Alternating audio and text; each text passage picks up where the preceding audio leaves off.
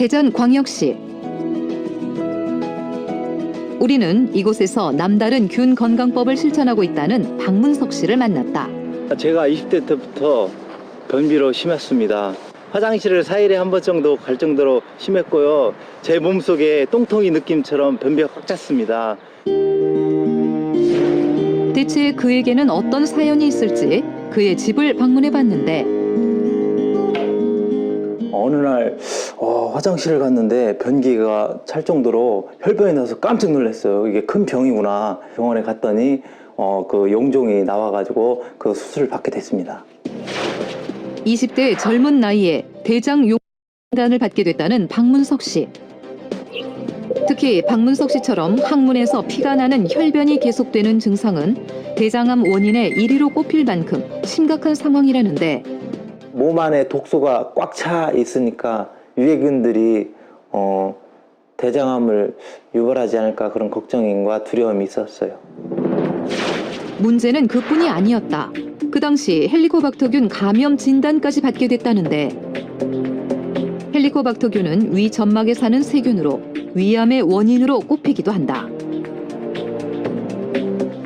건강의 심각성 때문에 그때부터 남다른 식품을 먹기 시작했다는 이게 제 비결입니다. 그가 공개한 것은 정체불명의 음료였는데 겉보기에는 식혜와 비슷해 보이는 음료. 이게 평소에 물처럼 즐겨 먹는 건데요. 미생물이 80종류가 들어있는 미생물 주스예요. 미생물이 들어있다는 미생물 주스? 그가 직접 만들어 먹는다는 미생물 주스는 과연 무엇일까? 그 비결을 알려주겠다며 갑자기 쌀을 가져다가 씻는 박문석 씨. 미생물 발효에 쓰는 그 발효 주스를 만들기 위해서 쌀을 씻고 있어요. 쌀뜨물이 필요하거든요. 미생물 주스의 비결이 쌀뜨물이다. 쌀뜨물을 사용할 때는 불순물이 나오는 처음 씻은 쌀뜨물은 버리고 두 번째 쌀뜨물을 이용해야 한다는데 미생물 주스를 만들기 위해서는 몸에 좋은 균이 잘 자라는 환경을 만들어줘야 한다는 박문석 씨. 그 비법은 누구나 따라할 수 있을 만큼 간단하다고 했다. 쌀뜨물에 설탕 5스푼을 넣어준 다음 천일염을 2스푼 넣어주면 된다는데 그리고 가장 중요한 또 한 가지가 있다고 한다. 여기에 미생물 주스 만드는 아주 중요한 재료가 여기 있습니다. 옹기 속에 담겨있는 재료의 정체는 과연 무엇일까? 모습을 드러낸 것은 조미료처럼 생긴 하얀 가루였는데 이게 유익한 미생물을 가루로 만든 일명 미생물 가루라고 합니다. 미생물을 가루로 만들었다? 무려 80여 종의 미생물이 살고 있다는 이 하얀 가루의 정체는 다름 아닌 유익한 미생물로 불리며 최근 주목받고 있는 EM 분말. 청소약품이나 비료로 쓰기 위해 나라에서 보급하고 있던 특수 미생물 분말로 최근에는 식용으로도 개발됐다고 한다. 그렇다면 눈에 잘 보이지도 않는 미생물을 어떻게 가루로 만들 수 있을까? 액체 배양된 효모, 바실러스, 유산균과 같은 다양한 균들이 이제 원심 분리를 통해서 이제 유익한 균들은 밑에 가라앉게 되고 이제 배양액만 위에 남아 있는 상태가 되겠습니다. 배양액은 버리게 되고요. 밑에 나와 있는 이제 셀들만 이제 동결, 건조를 과정을 거치게 됩니다. 곡물이나 우유와 같은 유제품에서 미생물을 추출해 냉동으로 얼린 다음 가루로 만들어낸 것이 EM 분말이라고 한다. 이 가루를 쌀뜨물에 넣어 미생물 주스를 만들어 먹었다는 박문석 씨. 쌀뜨물과 설탕, 천일염이 미생물의 먹이가 돼 일주일 정도 숙성시키면 몸에 좋은 균들이 자라난다고 한다. 쌀뜨물에다가 유익한 미생물을 넣고 그 다음에 설탕하고 천일염을 넣어서 한 일주일 정도 발효 숙성시킨 거예요. 그거는 유익한 균들이 굉장히 많아졌죠. 일종의 최근에 말하는 유산균이라든지 프로바이오틱스라든지 이런 개념인데 이런 유익한 균들이 장 속에 많이 살아야 장 건강이 좋아지는 거예요.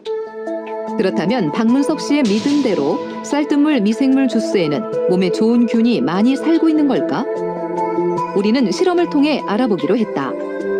굉장히 크고 동그라면서 움직임이 없는 거, 이게 효모거든요. 효모는 막걸리 속에 많이 들어있어서 알려져 있는 거죠. 그다음에 여기 긴 막대 모양, 이 바실러스라고 하는 고초균인데요.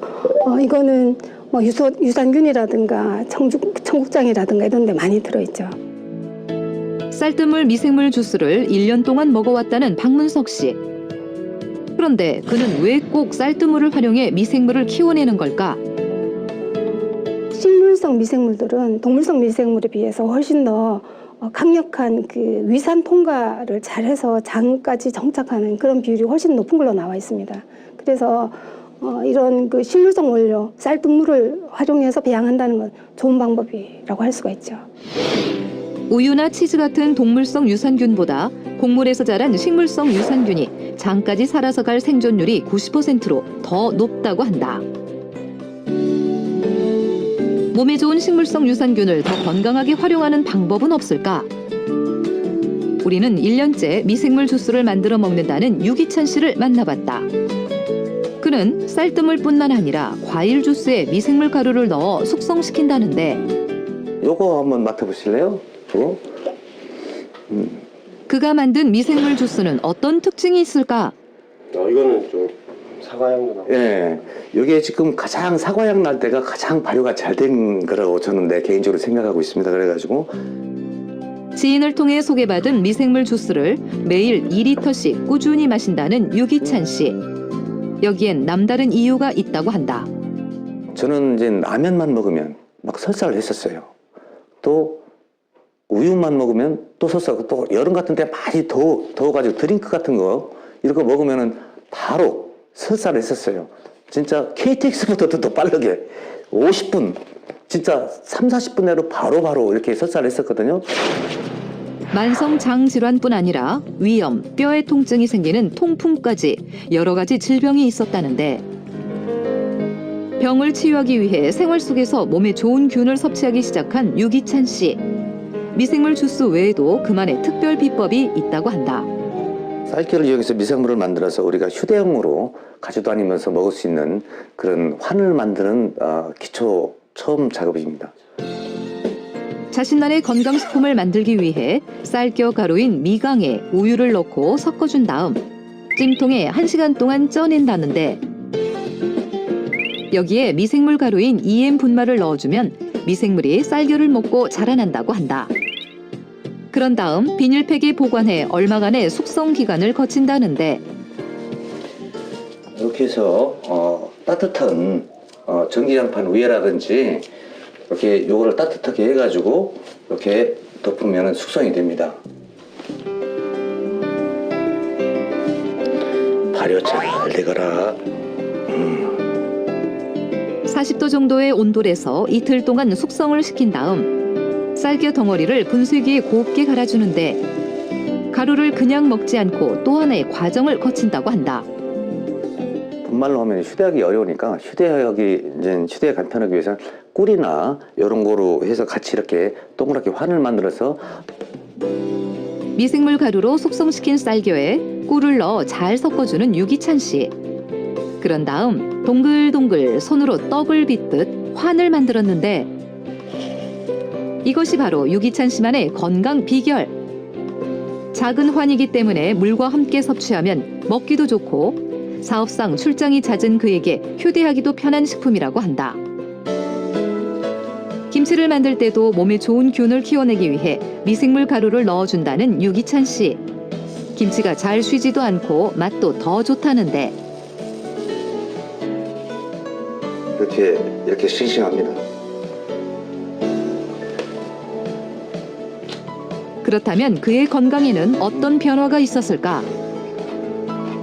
장이 일단 먼저 편안해지니까 일단 제일 첫째는 통풍이 없어졌잖아요. 진짜 없어졌으니까요. 그러고 나서 내가 아프면 모두 어떤 병원이라도 갈 거 아니에요. 간 적이 없거든요. 그러고 나서 눈이 좋아졌어요. 눈이 진짜로 한번 신문 같은 거 바로 볼 수 있으니까요. 무좀은 진짜 거짓말처럼 없어진 거예요. 이거는 로또나 이런 거 산 거보다도 미생물 때문에 내가 대박이 난 거예요. 미생물 때문에 내 인생이 바뀐 거예요. 그렇다면 우리 몸에 이로운 균들이 많다는 EM 가루로 만든 발효 음식들 주의할 점들은 없을까? EM 분말에는 여러 종류의 많은 미생물들이 있습니다. 이 발효 과정